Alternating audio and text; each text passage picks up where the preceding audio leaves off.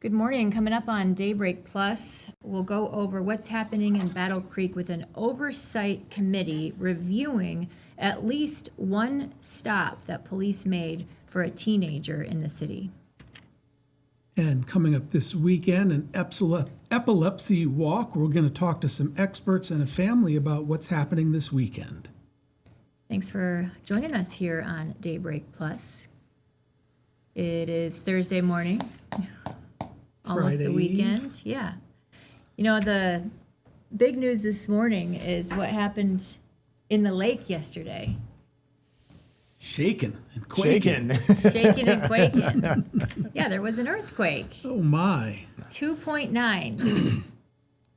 Not on the Richter scale.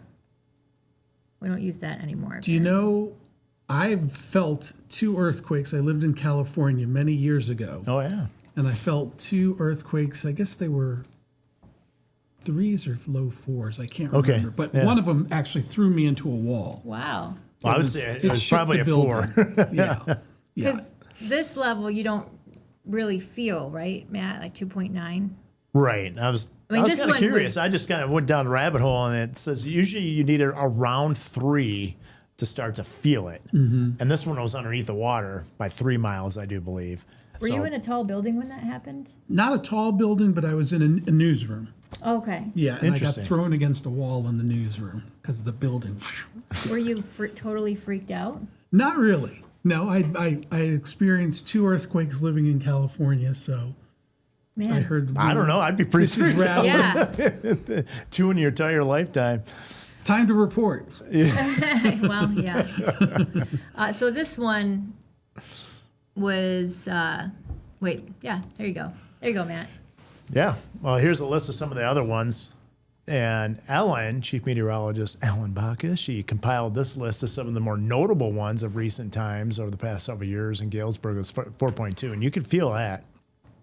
And I don't know where maybe is.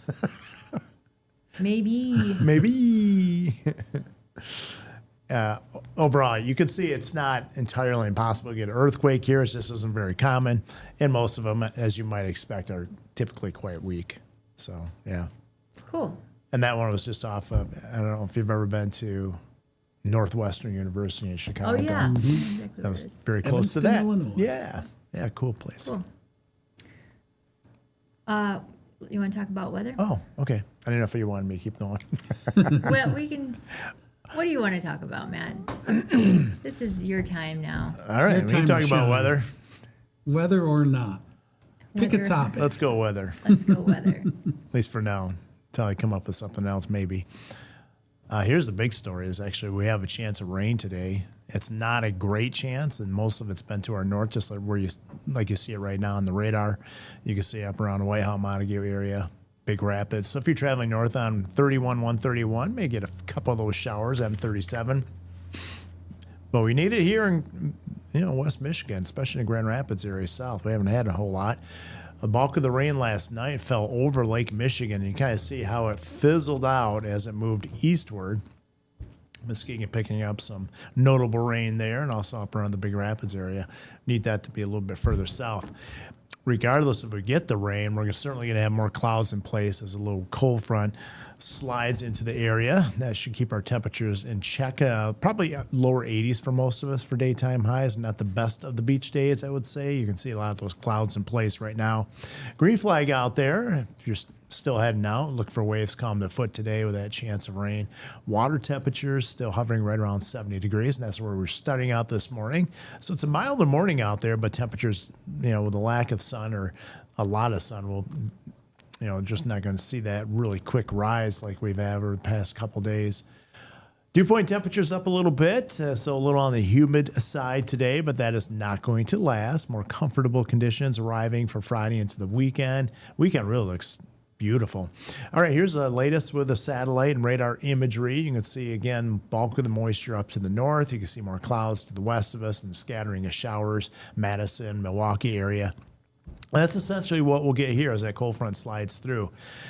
This is the forecast model, keeps going back and forth with producing rain showers and not. Most of the time you can see not seeing any rain.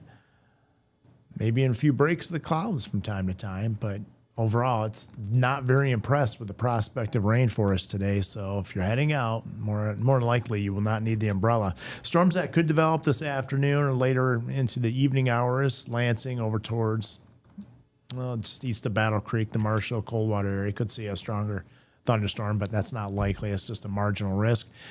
Then we'll pick it up tomorrow morning. You can see a high pressure system positioned to our north and west over Wisconsin.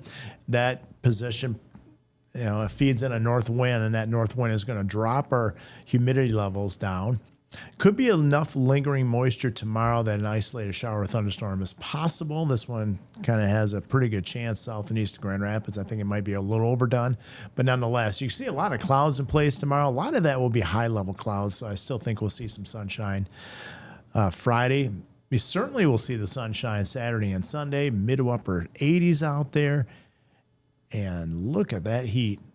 Ooh. Monday through Thursday, here's our next heat wave. We've had 4 90-degree days so far. We may double that tally before this 8-day forecast is out, before next week is over. And I want to, we always talk about how it's going to feel during that stretch. It doesn't look excessively humid, but there will be enough humidity in the atmosphere. So this is the heat index temperatures going forward. I want to show you it's not just here in the Great Lakes, but notice the heat all the way into the Central Plains. I don't know why. Why are we 100? No one else? I don't know. That doesn't make sense to me. Anyway. Yeah, that's weird. Des Moines should be hotter than us. But nonetheless, you could see that it is going to be hot next week. I mean, bona fide hot, with heat index temperatures between 95 and 100 degrees. Temperatures may pull back a little bit. July 17th to the 23rd. It still looks warm, just not stifling hot. So that means more 80s heading our way, maybe a 90 degree or two. And then dry pattern. That's why I was really hoping we'd see some rain today, because there's just not much. As you saw in the 8-day forecast, next week just looks hot and dry. And sometimes when you get those patterns, they just keep repeating themselves, if you don't get much rain. And that looks like that may be the case through much of July. You worried about that at all? Right now, we're not in a drought situation. If we are currently if we had drought conditions now going into a drought, that'd be a problem.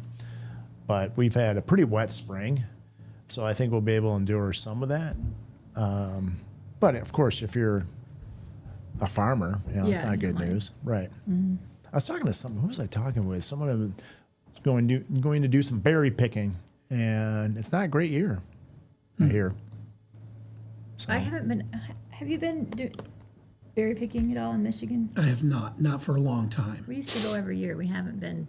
I guess maybe this isn't the year to go. Well, no, you can still go. It's just not a plentiful crop. Yeah. You just have to work a little harder to get your I don't want to your quart of strawberries or blueberries. So. All right. Well, thank you very much, Matt. Sure. We're going to get to the rundown. We have a few stories to get to here, including what's happening in Battle Creek. There's an oversight committee that's been reviewing at least one case, although that's kind of one of the issues, because there were 2 times that Battle Creek police detained a teenager, and his family and the family lawyer wants the city to look at both of those cases. Yeah, the city was only reviewing one that happened on June 14th. This is an incident in which he was handcuffed, but there was an incident prior to that on June 4th that the family thinks ought to be reviewed. I don't care how many times the officer says on camera, on camera, that he had suspicion. Suspicion does not arise to reasonable suspicion. Per the the body cam videos that I have watched over and over, the officer fails to articulate what crime that Jeremiah was about to commit, was in the process of committing, or was going to, had committed. So the oversight committee met for 2 hours last night reviewing the June 14th incident, and we'll see what happens beyond that. They're not done with this by any means. Right, and so far they've not taken any action. And the lawyer, Regina Jones, plans to speak with the police chief about this as well. Want to give you an update on the parasite outbreak. What is the name of this? Cyclosporiasis. I knew he'd have Now, I it. have butchered it on the air at least twice, but I've gotten it right here. Yeah, and it is serious, and it continues to spread in Michigan and West Michigan. We now have 1,000 cases, people infected. Health officials still don't know what the source is, but in any case, this is something that is raising alarms and it's spreading. Making sure you wash your fruits and vegetables. That was one of the top pieces of advice in terms of how to protect your family. We have other advice from health officials in this story at woodtv.com. Several people have injuries this morning after a crash on 131 that for some time shut down part of the highway yesterday. Here's the SUV. You can see how much damage there is to it. We don't know the exact number. We're working to find that out. This happened about 7 o'clock last night in Portage. You saw the damage to the SUV there. Number of people were injured. We're still trying to get an exact number from police. We know the airbags went off, and it looks like it rolled a couple of times as well. It's also not clear what led to this accident. Want to remind you that we have another big night here at Wood TV 8. We have the governor's debate. The Republican candidates for governor will be in our studio. That's right. We have Congressman John James, former Attorney General Mike Cox, and businessman Perry Johnson. They'll all square off at the debate tonight at 7 o'clock on Wood TV and Wood TV Plus. George will be here watching the debate and talking to the candidates right after. Right afterwards. Hopefully they don't dodge me. We hope so. John James laying did the not groundwork. answer questions last night after the debate that a station in Fox hosted. So we don't know if he'll stay for our spin room or not, but we'll see. Hopefully they will. We have more to get to, including special guests in our studio here in the Wood TV Plus studio, talking about epilepsy, how it affects families, and how you can help raise awareness about it and support those dealing with it this weekend in West Michigan. Also, don't forget to download Wood TV Plus. It's available on Roku, Fire TV, and Apple TV Plus. Just scan this. Scan the QR code to learn more. We'll be right back.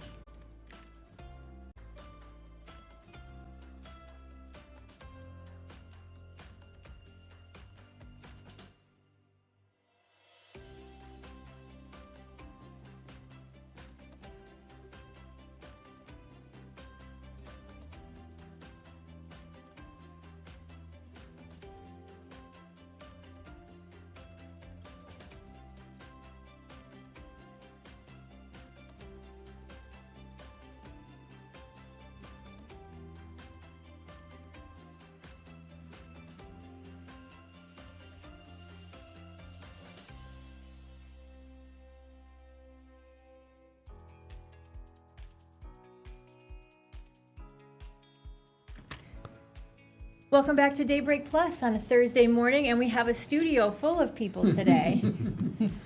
We are here talking about the 25th Stroll for Epilepsy, which is coming up Saturday, and we have several guests in the studio, including Andrea from the Epilepsy Foundation of Michigan. Andrea, how do you say your last name? Schottefer. It's easier if you don't look at it. You're right. Yes. You are right. Yeah. It is. And then Aaron and Daniel Bartz, who have a son living with epilepsy, to talk about what that journey is like as well. So thank you all so much for being here. Thank you. Thanks for having us. Why don't we start with you, Aaron and Daniel, to just talk about what it's like to have a son who is living with epilepsy and what that journey is like for you. What do you want people to know?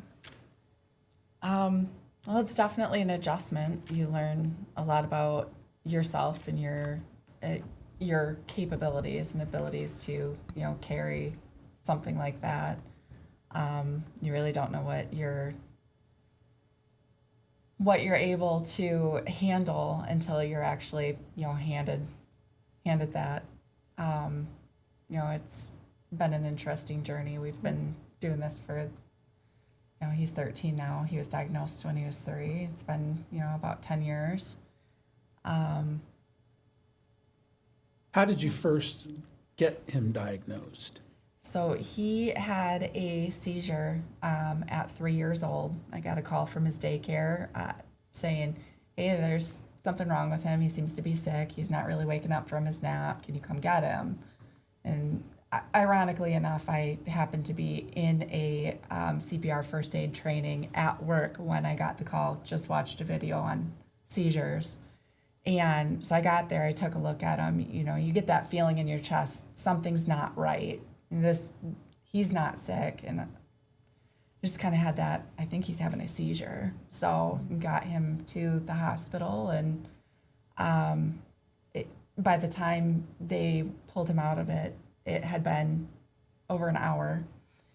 And, you know, that the doctors, it was an instant diagnosis at that point in time because he didn't pull out of it on his own. So, you know, it was a big thing. It was a heavy thing. Very new for our family, but, you know, we learned. Mm-hmm. How has your life changed since that moment happened? You know, it's a lot of, there's medications, and there's, did you grab the emergency med? And we left, you know, we're an hour away at the family cottage, but we forgot it, so we're driving back. There's that kind of stuff. There is, I've gotten a call on the way home from the park from Aaron. Hey, Liam stopped breathing. You need to come back. Paramedics are on the way. So you don't really know when it's going to happen, and you don't know how severe it's going to be when it does happen. So it definitely keeps you on your toes. What advice do you have for other parents? So I would say just get educated, and there are things you absolutely want to do and things that you really do not want to do, and nobody is going to be hurt more by it than you and your family. So the onus is on you to educate yourself to get that information you need to save, you know, potentially save a life of your family member. Yeah, and that's exactly what we did. Yeah, that's where we come in. Yes. Yeah. So, Andrea, with the Michigan Epilepsy Foundation, I have some pictures from events Yes. that you have hosted in the past. Yeah. What do you have coming up this weekend? Sure. So this weekend it is, as you said, our 25th Stroll for Epilepsy in Grand Rapids. This is it's one of our fundraisers, but really most importantly, it is a way for families to come together and connect and learn more how we at the foundation can support them, but also to really just connect with others who understand exactly what they're going through. And then also to speak to like that education component, that is, you know, really at the core of what we do. We want to educate families. We want to educate schools on how to recognize a seizure and how to respond. So we have our seizure recognition and first aid training. And so that is so very important. That's part of what Saturday is about, is to help us fund programs like that. And so that's what we're here for.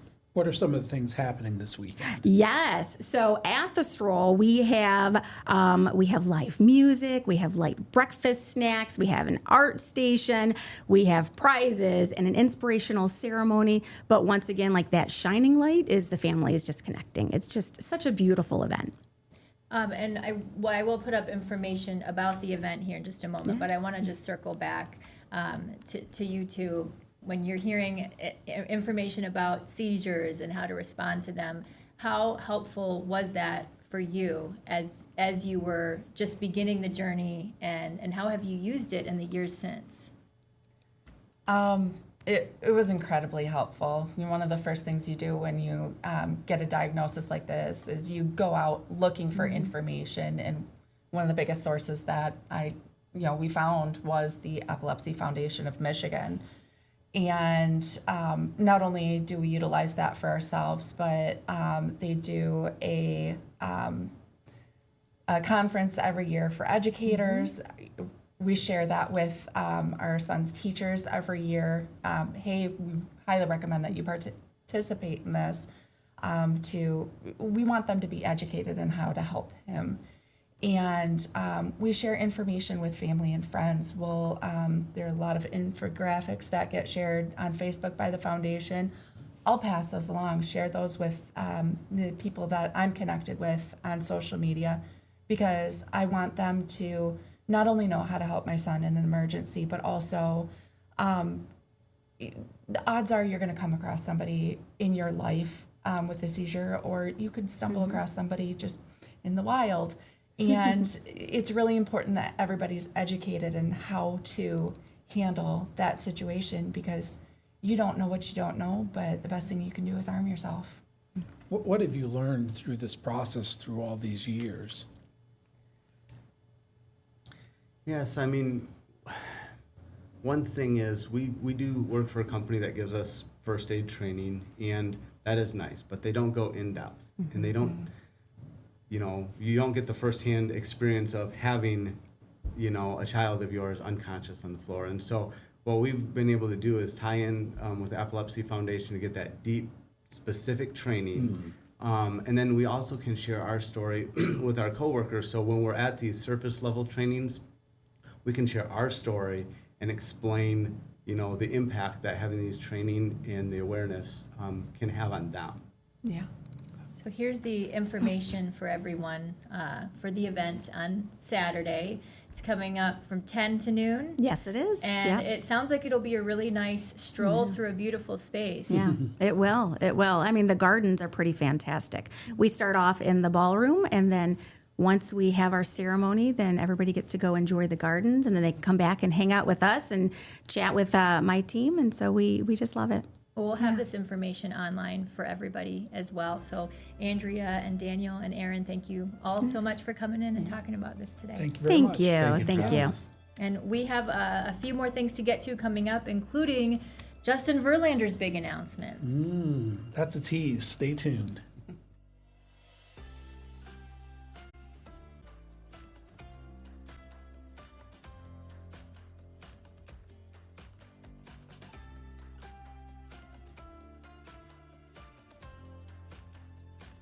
Here we go.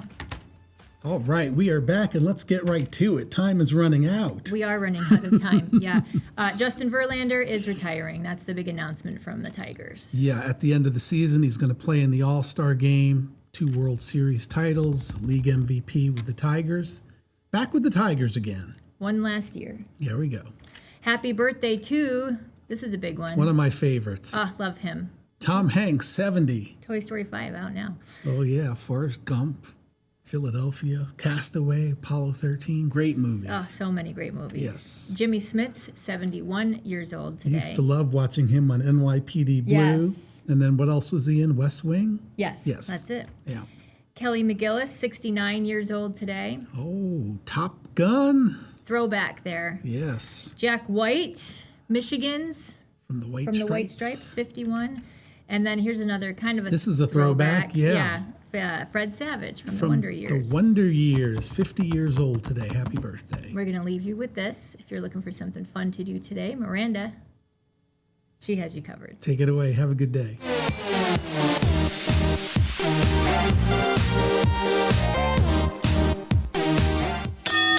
Hey, it's Thursday, and guess what? That means tonight you and the family can come to the Grand Rapids Children's Museum from 4 to 8 p.m. They're open late. Best of all, admission is just $3 per person. So put this one on the list. Take the kids to the Grand Rapids Children's Museum, see all of the cool exhibits, and have some fun together as a family. If you're looking for other great deals and cool things to discover and explore with the kids, find it in our summer break guide at woodtv.com. Make it a great day where you live.